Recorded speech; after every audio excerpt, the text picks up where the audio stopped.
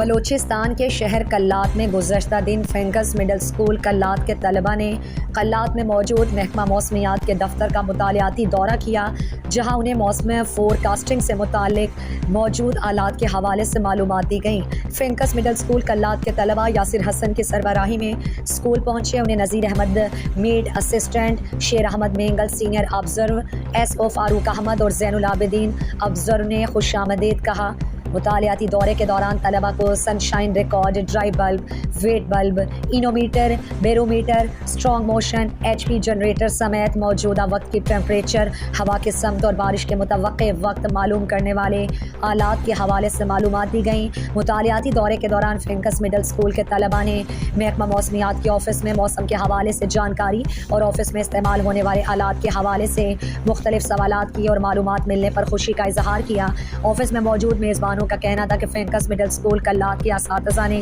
Students کی دلچسپی بڑھانے اور انہیں تجرباتی بنیاد پر سکھانے کی کوشش کر رہے ہیں، اور ہم امید کرتے ہیں کہ یہ سلسلہ اسی طرح سے جاری رہے گا۔